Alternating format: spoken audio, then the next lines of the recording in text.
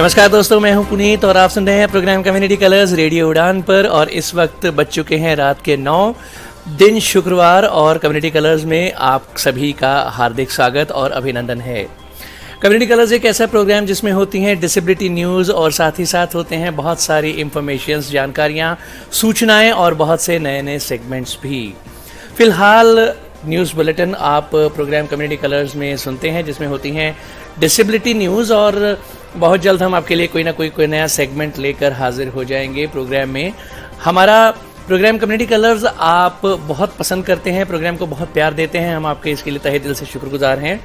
हम आपसे ये कहते रहते हैं कि अगर आप किसी तरह का कोई सेगमेंट इस प्रोग्राम में चाहते हैं तो आप हमें सजेशन दिया करें, सुझाव दिया करें, ताकि हम उन्हें अपने इस प्रोग्राम में इम्प्लीमेंट कर सकें।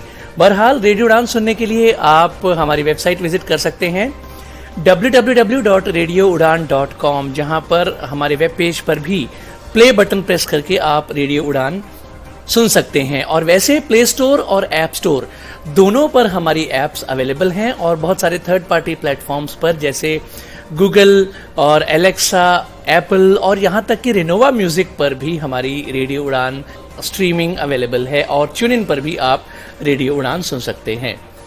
हमारा फेसबुक पेज लाइक करें, हमारे ट्विटर को फॉलो करें, हमारा यूट्यूब चैनल सब्सक्राइब करें, हमारे व्हाट्सएप ग्रुप्स को ज्वाइन करें।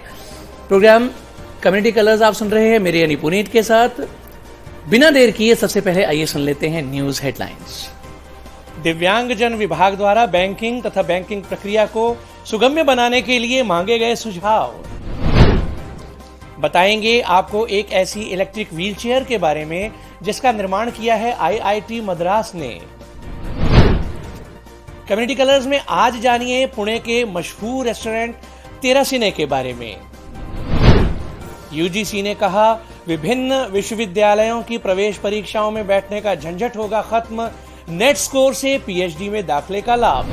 देश के प्रधान न्यायाधीश का बयान, सार्वजनिक स्थान अक्सर सामाजिक असमानताओं को करते हैं प्रतिबिंबित।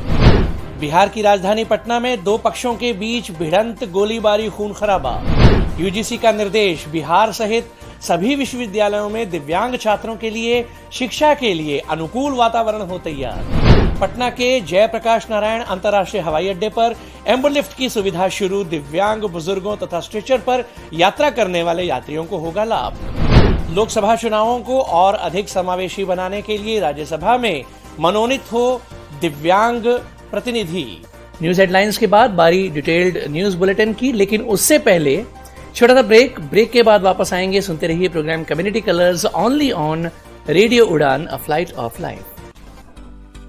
Hello from Hidden Voices. One vision, one voice.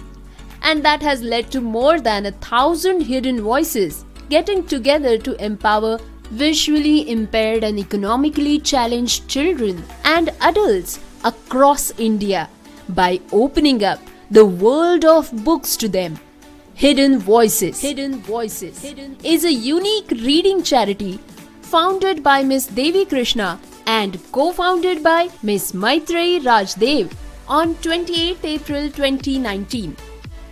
An experienced psychotherapist and a counselor with proficiency in the diverse domains of education and human resource management, Ms. Devi has roped in volunteers from across India to read out and create audiobooks in various languages, with Mr. Sudhish P. as a partner and Ms. Cincy Thomas as its president.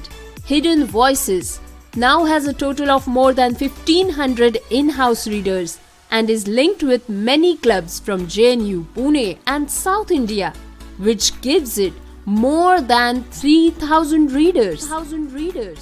It has volunteers as young as 5 years to as experienced as 82 years. The readers are divided into groups according to age and the language chosen. Hidden Voices has now a steady inventory of books, both informative and fictional, in almost 20 languages. The audiobooks have been utilized by various institutions and groups like Ferguson College Pune, Lit the Light, Duty, Madras Club, etc. More than 50,000 lives have been touched and enriched by this program. For more information, send us an email on hiddenvoices2020@gmail.com. Programme में आप सभी का स्वागत। Detailed news bulletin जारी है। PTI से प्राप्त समाचार के अनुसार बैंकिंग सुविधाओं को सभी के लिए सुलभ बनाने के लिए सामाजिक न्याय एवं अधिकारिता मंत्रालय के दिव्यांगजन विभाग द्वारा 20 अप्रैल 2024 तक फीडबैक मांगे जा रहे हैं। इनमें बैंकिंग सुविधाओं को दिव्यांगजन सहित सभी के लिए सुगम्य बनाना सम्मिलित है। इसमें स्वचालित मशीनरी, बैंकिंग रास्ते, बैंकिंग इमारतें, व्हील चेयर्स के लिए रास्ते, छोटे कद के व्यक्तियों के लिए काउंटर सेवाएं आदि सम्मिलित हैं। बैंक्स में व्हील चेयर का प्रयोग करने वालों को सुविधा हो, मार्ग में टैक्टाइल्स बनाई जाएं, ऑडियो प्रणाली का प्रयोग किया जाए आदि सुविधाएं बैंकों में सम्मिलित की जाएंगी। बैंक्स की वेबसाइट्स तथा ऐप को एक्सेसिबल बनाने के लिए भी दिशा निर्देश जारी किए गए हैं। इसके लिए भी सभी से राय व फीडबैक मांगा जा रहा है। इसके साथ साथ बैंकिंग कर्मचारियों को इस संदर्भ में प्रशिक्षित किया जाएगा कि वे दिव्यांगजन के साथ किस प्रकार व्यवहार करें। यदि आप बैंकिंग सुविधाओं को दिव्यांगजन के लिए सुलभ तथा सुगम्य बनाना चाहते हैं तो अपनी राय अवश्य दें। भारतीय प्रौद्योगिकी संस्थान मद्रास IIT मद्रास द्वारा एक ऐसी इलेक्ट्रिक व्हील चेयर तैयार की गई है जो दूसरी विद्युत यानी इलेक्ट्रिक व्हील चेयर से अलग है। यह व्हील चेयर आपको आसानी से बैठने के साथ साथ आवश्यकता पड़ने पर खड़े होने की भी सुविधा प्रदान करती है। यह व्हील चेयर आरामदायक है। छोटी होने के साथ साथ यह संकरे स्थानों पर आसानी से गुजर सकती है। इस व्हील चेयर में बैठने तथा खड़े होने की सुविधा को आसानी से परिवर्तित किया जा सकता है। न्यूसेंट नाम की यह व्हील चेयर प्रयोगकर्ताओं के जीवन में एक नया परिवर्तन ला सकती है। यह व्हील चेयर आपको आवश्यकता पड़ने पर काफी लंबे समय तक बैठने तथा खड़े होने की सुविधा प्रदान करती है। तेरासिने आपके आराम करने और उन लोगों द्वारा आपकी देखभाल किए जाने के लिए एक बेहतरीन जगह है जो आपकी परवाह करते हैं। तेरासिने एक मल्टी क्यूजीन रेस्टोरेंट है जो पुणे के FC रोड पर तुकाराम पादुका चौक के पास स्थित है। जैसे ही आप रेस्टोरेंट में अपना स्थान ग्रहण करते हैं, एक युवती आती है और आपको बताती है कि यह रेस्टोरेंट किस प्रकार कार्य करता है। सभी ऑर्डर्स सांकेतिक भाषा साइन लैंग्वेज में दिए जाते हैं और मेन्यू कार्ड को भी इसी हिसाब से डिजाइन किया गया है। भोजनालय से भोजन आने में कुछ समय लग सकता है, लेकिन यह समझ में आता है। ऐसा इसलिए होता है क्योंकि भोजन ताज़ा बनाया जाता है। इस रेस्टोरेंट का वातावरण तथा सभी कर्मचारी आपको सहज महसूस कराने में आपकी पूरी सहायता करते हैं। तेरासिने का उल्टा त्रिकोणीय चिन्ह है। तेरासिने में तेरा का अर्थ है पृथ्वी टेरा और सिने है विश्व भोजन। दिव्यांगजन सशक्तिकरण अधिनियम 2016 में चिन्हित 14 विकलांगताओं के लिए यह एक आदर्श स्थान है, जिनमें दृष्टिबाधिता, मूक बधिर, सेरेब्रल पैलिसी प्रमुख हैं। इस रेस्टोरेंट की संस्थापिका सनम कपसे यह विश्वास दिलाती हैं कि इस रेस्टोरेंट के भोजन में किसी प्रकार के स्वास्थ्य को हानि पहुंचाने वाले पदार्थों का प्रयोग नहीं किया जाता है। ग्राहकों के स्वास्थ्य के साथ समझौता नहीं किया जाता है। वे बताती हैं कि इस रेस्टोरेंट ने 200 से अधिक किसानों के साथ सहयोग प्राप्त किया है, जो फार्म टू टेबल फूड को प्रचारित व सपोर्ट करते हैं। UGC यूनिवर्सिटी ग्रैंड कमीशन विश्वविद्यालय अनुदान आयोग द्वारा आयोजित राष्ट्रीय पात्रता परीक्षा नेशनल एलिजिबिलिटी टेस्ट में प्राप्त नेट स्कोर का प्रयोग छात्र विभिन्न संस्थानों व विश्वविद्यालयों द्वारा आयोजित PhD प्रवेश परीक्षाओं अथवा अन्य उच्च शिक्षण संस्थाओं में विभिन्न डिग्रीज में प्रवेश के लिए करते हैं, किंतु अब UGC नेट स्कोर का प्रयोग PhD में सीधे प्रवेश प्राप्त करने के लिए किया जा सकेगा। UGC विश्वविद्यालय अनुदान आयोग ने इस बुधवार को यह जानकारी दी है। UGC ने यह भी बताया कि कैटेगरी 2 व 3 के छात्रों को प्रवेश के लिए टेस्ट स्कोर में 70% तथा साक्षात्कार में 30% वेटेज दिया जाएगा। यूजीसी सचिव प्रोफेसर मनीष आर जोशी ने बताया कि पीएचडी के लिए राष्ट्रीय स्तर पर परीक्षा आयोजित होने से छात्रों को मदद मिलेगी। आपको बता दें कि यूजीसी के इस फैसले के बाद छात्रों को अब विभिन्न संस्थानों तथा विश्वविद्यालयों द्वारा आयोजित कराई जाने वाली अनेक पीएचडी प्रवेश परीक्षाओं में बैठने की आवश्यकता नहीं होगी। यूजीसी नेट परीक्षा में प्रदर्शन के आधार पर छात्रों को इन 3 कैटेगरीज में बांटा जाएगा। कैटेगरी 1 में वे उम्मीदवार होंगे जो पीएचडी, असिस्टेंट प्रोफेसर तथा जेआरएफ तीनों में नियुक्ति के लिए पात्र होंगे। कैटेगरी 2 में वे उम्मीदवार होंगे जो पीएचडी तथा असिस्टेंट प्रोफेसर के पदों पर नियुक्ति के लिए पात्र होंगे तथा कैटेगरी 3 में वे पात्र होंगे जो केवल पीएचडी में दाखिले के पात्र होंगे। देश भर के विभिन्न विश्वविद्यालयों में जूनियर रिसर्च फेलोशिप तथा असिस्टेंट प्रोफेसर की नियुक्ति के लिए नेशनल एलिजिबिलिटी टेस्ट राष्ट्रीय पात्रता परीक्षा का आयोजन यूजीसी द्वारा कराया जाता है। लेकिन अब देश भर के छात्रों को इसी परीक्षा के आधार पर विश्वविद्यालयों में प्रवेश मिलेगा।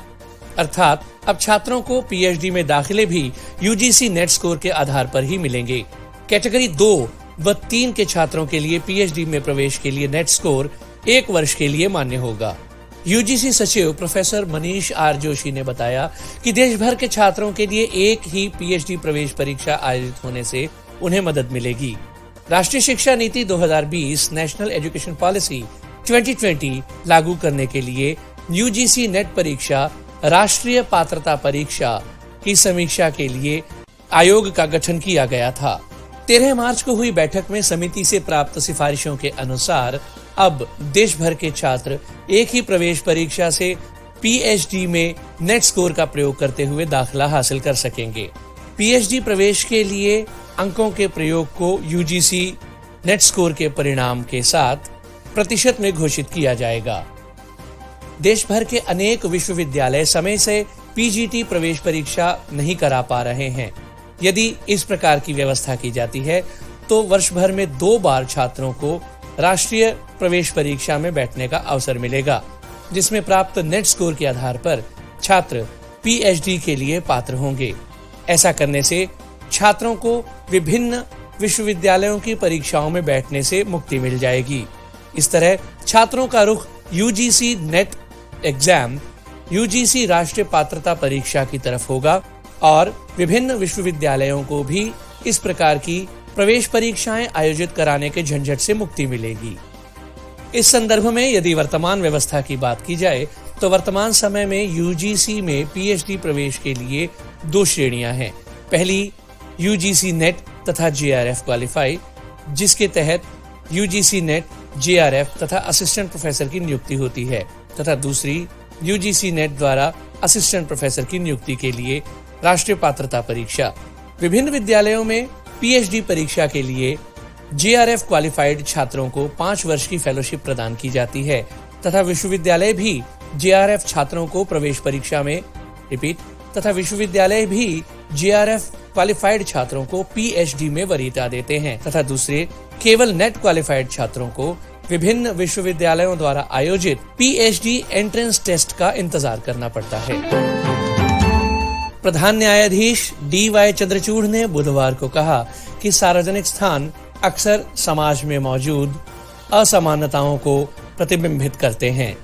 उन्होंने कहा कि नए बुनियादी ढांचे का निर्माण न केवल वकीलों तथा न्यायाधीशों के लिए अच्छा है, बल्कि इसका उद्देश्य समाज के एक व्यापक वर्ग तक पहुंच बढ़ाना भी है। वे राजेंद्र नगर में तेलंगाना उच्च न्यायालय की नींव तथा 32 ई सेवा केंद्रों के डिजिटल माध्यम द्वारा उद्घाटन करने के पश्चात कार्यक्रम को संबोधित कर रहे थे।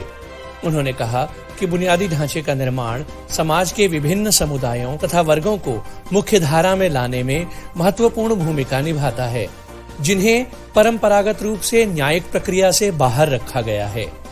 प्रधान न्यायाधीश श्री डी.वाई. चंद्रचूड़ ने कहा कि हम सबको यह याद रखना चाहिए कि सार्वजनिक स्थान अक्सर समाज में मौजूद पारंपरिक असमानताओं को दर्शाते हैं। हमारा बुनियादी ढांचा कभी कभी सामाजिक बहिष्कार को संकेतित करता है, जैसे महिलाओं के लिए शौचालय की कमी, जिसका मैंने पहले उल्लेख किया था, दिव्यांगजन के लिए रैंप तथा युवा माताओं के लिए क्रैच तथा संतान कराने के कमरे। प्रधान न्यायाधीश ने आगे कहा कि ई सेवाओं पर ध्यान केंद्रित करने का कारण यह है कि भारत में अभी भी इंटरनेट विभाजन है तथा अभी भी सभी लोगों तक इसकी पहुंच नहीं है। उन्होंने कहा कि हर वकील के पास स्मार्टफोन नहीं है और हर नागरिक के पास भी लैपटॉप नहीं है।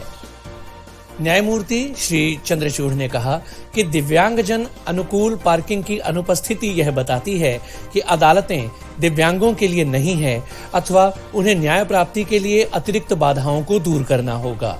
इस कार्यक्रम में उच्चतम न्यायालय के न्यायाधीश न्यायमूर्ति PS नरसिम्हा, न्यायमूर्ति SD भट्टी, न्यायमूर्ति PV संजय कुमार, तेलंगाना उच्च न्यायालय के मुख्य न्यायाधीश श्री आलोक अरावे तथा कई कानूनी दिग्गज शामिल हुए। बिहार की राजधानी पटना में होली के दिन 2 झड़पों में हुई मारपीट में एक बुजुर्ग दिव्यांग की मृत्यु हो गई है। यह खबर मिलते ही पूरे इलाके में हड़कंप मच गया है। समाचार मिलते ही पुलिस द्वारा मौके से एक खोखा बरामद किया गया तथा 2 देसी कट्टा तथा 8 जिन्ना कारतूस के साथ 2 लोगों को गिरफ्तार किया गया है। मामले की जानकारी देते हुए ग्रामीण SP रोशन कुमार ने बताया कि 26 मार्च को होली के दिन फतुहा थाना क्षेत्र के जनार्दनपुर गांव में होली के दौरान एक पक्ष द्वारा दूसरे पक्ष के व्यक्तियों को पानी में धक्का देकर गिरा दिया गया, जिसके बाद ग्रामीणों द्वारा पंचायत बुलाकर मामले को निपटाया जा रहा था। इसी दौरान पंचायत के बीच में ही दूसरे पक्ष द्वारा ईंट पत्थर चलाने तथा गोलीबारी की सूचना मिली, जिसमें कई लोग घायल हुए हैं। सूचना मिलते ही पुलिस मौका वारदात पर पहुंची। ग्रामीणों ने बताया कि मामूली सी बात को बढ़ाते हुए वर्चस्व कायम रखने की लड़ाई में एक पक्ष द्वारा दूसरे पक्ष पर ईंट पत्थर, डंडे, लाठी तथा गोलीबारी की गई, जिसमें एक दिव्यांग बुजुर्ग की अस्पताल में इलाज के दौरान मौत हुई। मौके से 2 आरोपियों को गिरफ्तार किया गया है, जिनके पास से 1 देसी कट्टा, 8 जिन्ना कारतूस बरामद किए गए हैं। फिलहाल इन दोनों आरोपियों के खिलाफ मामले की जांच की जा रही है। बिहार विश्वविद्यालय सहित सभी विश्वविद्यालयों में दिव्यांगजन के लिए शिक्षा का विशेष वातावरण तैयार किया जाएगा। इसका निर्देश UGC ने सभी विश्वविद्यालयों को दिया है। विभिन्न विश्वविद्यालयों के कुलपतियों को भेजे अपने पत्र में UGC ने कहा है कि विश्वविद्यालयों तथा कॉलेजों में दिव्यांगजन को पढ़ने में किसी प्रकार की कोई दिक्कत ना हो। इसके लिए विश्वविद्यालयों तथा कॉलेजों की जिम्मेदारी है कि वे उनके अनुसार वातावरण तैयार करें। राष्ट्रीय शिक्षा नीति 2020 के अनुसार सभी विश्वविद्यालयों में सभी को समान शिक्षा देने का प्रस्ताव है। शिक्षकों को भी इस बात की ओर ध्यान देना होगा कि पढ़ाई के दौरान दिव्यांग छात्रों को किसी भी प्रकार की डिटेल न्यूज बुलेटिन जारी है, लेकिन इससे पहले वक्त एक बार फिर एक छोटे से ब्रेक का है। ब्रेक के बाद फिर मिलेंगे। सुनते रहिए programme community colours on radio Udaan, a flight of life. Hidden voices की तरफ से आप सभी का स्वागत। हिडन वॉइसेस, एक दृष्टि एक आवाज, और इसने पूरे भारत में दृष्टि बाधित और आर्थिक रूप से विकलांग बच्चों और वयस्कों को किताबों की दुनिया खोलकर सशक्त बनाने के लिए 1000 से भी अधिक छिपी हुई आवाजों को मिलाया है। 28 अप्रैल 2019 को देवी कृष्णा द्वारा स्थापित और सुश्री मैत्री राजदेव द्वारा सह संस्थापित हिडन वॉइसेस एक अद्वितीय रीडिंग चैरिटी है। देवी एक अनुभवी मनोचिकित्सक और काउंसलर है और ह्यूमन रिसोर्स मैनेजमेंट की एक दक्ष प्रबंधक है। देवी ने पूरे भारत के विभिन्न भाषाओं के स्वयंसेवकों को दृष्टिबाधितों के लिए ऑडियो किताब पढ़ने और बनाने के लिए तैयार किया है। एक भागीदार के रूप में श्री सुधीश P और इसके अध्यक्ष के रूप में सुश्री सिंसी थॉमस के साथ हिडन वॉइसेस के अब कुल 1500 से भी अधिक इन हाउस पाठक है और ये JNU, पुणे और दक्षिण भारत स्थित कई क्लबों से जुड़ा हुआ है, जिसके चलते अब हिडन वॉइसेस के पास 3000 से भी अधिक पाठक है। इसमें सबसे छोटे पाठक 5 साल की उम्र से लेकर सबसे बड़े पाठक 82 साल के अनुभव वाले स्वयंसेवक है। पाठकों को उम्र और चुनी गई भाषा के अनुसार ग्रुप्स में बांट दिया जाता है। हिडन वॉइसेस के पास अब लगभग 20 भाषाओं में जानकारी पूर्ण और काल्पनिक दोनों ही तरह की पुस्तकों की एक सूची तैयार है। इन ऑडियो पुस्तकों का उपयोग विभिन्न संस्थानों और समूहों जैसे कि Fergusson college Pune, lit the light, Dyuti, Madras club आदि द्वारा किया गया है। इस कार्यक्रम ने 50,000 से भी अधिक लोगों की जिंदगी को समृद्ध बनाया है। अधिक जानकारी के लिए हमें ईमेल करें hiddenvoices2020@gmail.com पर। प्रोग्राम में आप सभी का स्वागत। डिटेल्ड न्यूज बुलेटिन जारी है। आइए अब आपको पटना बिहार से एक अच्छी खबर सुनाते हैं। पटना हवाई अड्डे, पटना एयरपोर्ट पर अब दिव्यांग, बुजुर्ग तथा मरीज छात्रों को रनवे से फ्लाइट तक होने वाली परेशानी का सामना नहीं करना पड़ेगा। अब उनके हवाई जहाज पर बाधा रहित चढ़ने तथा उतरने के लिए एम्बुलिफ्ट की व्यवस्था की गई है।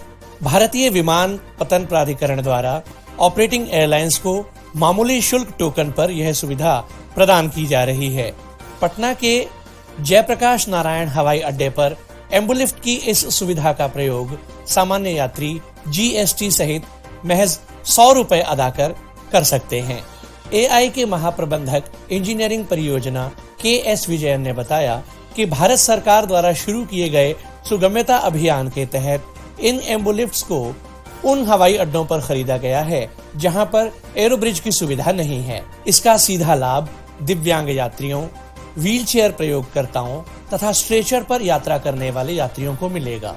हवाई अड्डे तक कनेक्टिविटी तथा उड़ानों के संचालन में सुधार के लिए पटना के जयप्रकाश नारायण अंतर्राष्ट्रीय हवाई अड्डे पर समानांतर टैक्सीवे जल्द चालू किया जाएगा। AI के महाप्रबंधक इंजीनियरिंग परियोजना KS विजयन ने कहा कि टैक्सीवे पर 85% काम पूरा हो चुका है। अगले महीने काम पूरा हो जाएगा। नागरिक उड्डयन विमानन निदेशालय द्वारा अनुमोदन के साथ ही मई तक टैक्सीवे संचालन हो जाएगा। उन्होंने बताया कि टैक्सीवे की लंबाई 1730 मीटर होगी, जो रनवे टर्न पैड को टर्मिनल बिल्डिंग के पश्चिमी उन्होंने बताया कि टैक्सीवे की लंबाई 1730 मीटर होगी, जो रनवे टर्न पैड को टर्मिनल बिल्डिंग के पश्चिमी टर्न एप्रन या पार्किंग बे से जोड़ेगी। यह सुविधा कम समय में अधिक उड़ानों को समायोजित करके रनवे पर उड़ान प्रबंधन में सुधार करेगी और जमीन और हवा में उड़ानों की देरी को कम करेगी, जिसके परिणाम स्वरूप ईंधन की बचत होगी। टैक्सीवे विमानों के लिए एक अलग रास्ता है, जो लैंडिंग के बाद पायलट को तुरंत रनवे खाली करने तथा पार्किंग से जल्द CBG तक पहुंचने की अनुमति देता है। यह ट्रैक 1730 मीटर लंबा है, जिसमें से 1400 मीटर के ट्रैक पर काम पूरा हो चुका है। वर्तमान में पायलटों को पूरे रनवे के अंत तक उड़ान भरनी होती है तथा 180 डिग्री का मोड़ लेकर एप्रन तक वापस आना होता है। पटना हवाई अड्डा प्रति घंटा 10 उड़ानें संभाल सकता है, जिसमें आगमन तथा प्रस्थान की 5-5 उड़ानें शामिल हैं। श्री विजयन ने बताया कि एप्रन के दक्षिणी हिस्से में आइसोलेशन बे बनाया गया है। अब आइसोलेशन बे को रनवे से जोड़ने के लिए एक कनेक्टिंग पैथ बनाया जाएगा। इसके लिए पुराने DVOR भवन को तोड़ा जाएगा। अंत में उन्होंने बताया कि हम उम्मीद कर रहे हैं कि यह सारा काम अप्रैल 2024 तक पूरा हो जाएगा। आइए अब लोकसभा चुनाव से संबंधित महत्वपूर्ण जानकारी आपसे साझा करते हैं। देश भर में लोकसभा चुनाव की तारीखों का ऐलान हो चुका है। भारत में 7 चरणों में लोकसभा चुनाव 19 अप्रैल से 1 जून तक होंगे। भारत में करोड़ों वोटर्स हैं जो इस बार मतदान करेंगे। ऐसे में कुछ मतदाताओं को घर से ही वोटिंग करने की रियायत दी गई है। आज हम आपको वोट फ्रॉम होम प्रोसेस और एलिजिबिलिटी से अवगत कराएंगे, यानी घर से वोट डालने का प्रोसेस और इसकी पात्रता। चुनाव आयोग द्वारा 85 वर्ष से अधिक आयु के बुजुर्गों, सीनियर सिटीजन्स तथा 40% से अधिक दिव्यांगता वाले व्यक्तियों के लिए यह सुविधा प्रदान की गई है। यानी इन 2 वर्गों के मतदाता यदि चाहें तो घर से मतदान कर सकते हैं। मुख्य चुनाव आयुक्त श्री राजीव कुमार ने कहा कि देश के वरिष्ठ नागरिक चुनाव प्रक्रिया में बढ़ चढ़कर हिस्सा लेना चाहते हैं, लेकिन बूथ तक पहुंचने में उन्हें परेशानी का सामना करना पड़ता है। इसीलिए इस बार पूरे देश में लोकसभा चुनाव में उन्हें वोट फ्रॉम होम की सुविधा अर्थात घर से वोट डालने की सुविधा प्रदान की जा रही है। इस प्रकार की वोटिंग का प्रोसेस बहुत आसान है। तय तिथि से पहले उस विशेष क्षेत्र के कलेक्टर बुजुर्गों तथा दिव्यांगजन से डाक पत्र के जरिए वोट कराने की एक तारीख निर्धारित करते हैं और इस तारीख को दिव्यांगजन तथा बुजुर्गों को घर पर ही डाक मत पत्र प्रदान किए जाते हैं। इस पूरे प्रोसेस में बुजुर्ग तथा दिव्यांगजन मत देते हैं। चुनावी निष्पक्षता के लिए इस पूरी प्रक्रिया में एक वीडियोग्राफर, चुनावी अधिकारी तथा पुलिस मौजूद रहती है। प्राइवेसी के लिए इस प्रक्रिया में पार्टीशन भी होता है। मतों की गणना डाक पत्रों के माध्यम से की जाती है। अब आपको बताते हैं कि इस प्रक्रिया का हिस्सा बनने के लिए आवेदन कहां करना होगा। यदि आपके घर में कोई बुजुर्ग या दिव्यांग वोट डालना चाहते हैं तो आपके क्षेत्र में चुनावी अधिसूचना जारी होने से 5 दिन के भीतर चुनाव आयोग में फॉर्म 14D देना होगा। याद रखिए, फॉर्म 14D। चुनाव आयोग के अनुसार देश भर में 10 मार्च तक 85 वर्ष से अधिक आयु के मतदाता 85.87 लाख थे। वहीं 100 साल पूरे कर चुके मतदाताओं की संख्या 2.18 लाख थी। दिव्यांग मतदाताओं की संख्या 88.35 लाख की थी। लोकसभा चुनावों को और अधिक समावेशी बनाने के लिए दिव्यांगों के हित के लिए कार्य कर रही संस्थाओं ने सत्ताधारी बीजेपी तथा मुख्य विपक्षी दल कांग्रेस के समक्ष 10 सूत्रीय मांगों की एक लंबी सूची रखी है। इसमें एक मुख्य बिंदु यह है कि कांग्रेस तथा बीजेपी अपने चुनावी मैनिफेस्टो में राजनीतिक सशक्तिकरण को बढ़ावा देने के लिए राज्यसभा में राष्ट्रपति कोटे से मनोनीत होने वाले सदस्यों में एक पर्सन्स विद डिसेबिलिटी के प्रतिनिधित्व का वायदा करे। राज्यसभा में राष्ट्रपति कोटे से मनोनीत होने वाले सदस्यों में एक प्रतिनिधि दिव्यांग समुदाय का भी होना चाहिए। लगभग 600 संस्थाओं ने इस 10 सूत्रीय मांग पत्र का समर्थन किया है। वो चाहते हैं कि इस मांग को बीजेपी तथा कांग्रेस अपने चुनावी मैनिफेस्टो में शामिल करे। National centre for promotion of employment for disable people के अक्षय जैन ने एनडीटीवी से बात करते हुए कहा कि एक मुख्य मांग हमने यह रखी है कि राष्ट्रपति द्वारा राज्यसभा में मनोनीत होने वाले सदस्यों में एक विकलांग होना चाहिए। राष्ट्रपति आर्टिकल 80 के तहत राज्यसभा में 12 सदस्यों को मनोनीत कर सकते हैं। इसमें एक व्यक्ति दिव्यांग समुदाय का भी होना चाहिए। देश की सर्वोच्च संस्था में एक दिव्यांग प्रतिनिधि भी होना चाहिए। उनकी सहयोगी वामिका गुप्ता ने कहा कि आर्टिकल 15 के तहत हर प्रकार के भेदभाव को रोकने का प्रावधान है। इसमें दिव्यांग को भी सम्मिलित किया जाना चाहिए, क्योंकि हर रोज एक दिव्यांग व्यक्ति को कई तरह का अपमान व शर्मिंदगी झेलनी पड़ती है। उनके सहयोगी सुमित परीक्षित ने कहा कि कई वर्षों से दिव्यांगजन के लिए आवंटित बजट 0.02% ही रहा है। राजनीतिक दलों को बजट आवंटन में बढ़ोतरी का वादा करना चाहिए, जिसकी हमें उम्मीद भी है। चुनाव आयोग द्वारा जारी आंकड़ों के अनुसार इस बार लोकसभा चुनाव में दिव्यांग मतदाताओं की संख्या 88.35 लाख प्रतिशत है। एनडीटीवी ने जब अक्षय जैन से पूछा कि केंद्रीय मंत्री जी किशन रेड्डी तथा पी चिदम्बरम से मुलाकात के समय उन्हें कैसे आश्वासन मिले, तो उन्होंने कहा कि राष्ट्रीय पार्टियों का रिस्पांस पॉजिटिव रहा है। उनकी ओर से उन्हें कहा गया है कि वे दिव्यांगजन की अधिक से अधिक मांगों को अपने मैनिफेस्टो में शामिल कराने का प्रयास करेंगे, जिसकी उन्हें उम्मीद भी है। अब देखना यह है कि राष्ट्रीय पार्टियां किस हद तक दिव्यांगों की मांगों को अपने चुनावी घोषणा पत्र में शामिल करती हैं। पंजाब तथा हरियाणा हाई कोर्ट ने 28 मार्च को पंजाब, हरियाणा तथा चंडीगढ़ प्रशासन से न्यायिक परिसरों की सुगम्यता संबंधी एक स्थिति रिपोर्ट मांगी है। उच्च न्यायालय के कार्यवाहक न्यायाधीश श्री जी.एस. संधावालिया तथा न्यायमूर्ति सुश्री लपिता बनर्जी ने यह निर्देश दिया। खंडपीठ ने राज्य प्रशासन से पूछा कि क्या इन राज्यों की सरकारें दिव्यांगजन सशक्तिकरण अधिनियम 2016 के अनुपालन में हैं। तो डिटेल्ड न्यूज बुलेटिन के बाद हम आपको सिर्फ इतना कहना चाहेंगे कि आपको हमारा प्रोग्राम कैसा लगा हमें बताइएगा जरूर। अपना फीडबैक जितने तरीके ऊपर पहले हम रेडियो डांस सुनने के आपको बता चुके हैं, उनमें से किसी भी तरीके से आप अपना फीडबैक हम तक पहुंचा सकते हैं। अपने फीडबैक हमें जरूर दीजिए ताकि हम इस प्रोग्राम को बेहतर बना सके। बहरहाल अब प्रोग्राम के अंजाम की बारी। प्रोग्राम के आखिर में न्यूज हेडलाइंस एक बार फिर। दिव्यांगजन विभाग द्वारा बैंकिंग तथा बैंकिंग प्रक्रिया को सुगम्य बनाने के लिए मांगे गए सुझाव। बताएंगे आपको एक ऐसी इलेक्ट्रिक व्हीलचेयर के बारे में जिसका निर्माण किया है आईआईटी मद्रास ने।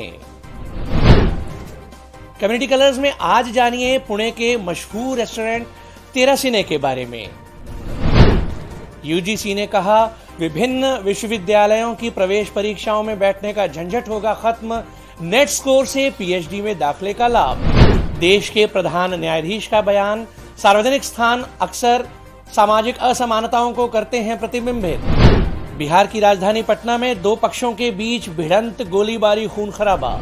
यूजीसी का निर्देश, बिहार सहित सभी विश्वविद्यालयों में दिव्यांग छात्रों के लिए शिक्षा के लिए अनुकूल वातावरण हो तैयार। पटना के जयप्रकाश नारायण अंतर्राष्ट्रीय हवाई अड्डे पर एम्बुलिफ्ट की सुविधा शुरू, दिव्यांग बुजुर्गों तथा स्ट्रेचर पर यात्रा करने वाले यात्रियों को होगा लाभ। लोकसभा चुनावों को और अधिक समावेशी बनाने के लिए राज्यसभा में मनोनीत हो दिव्यांग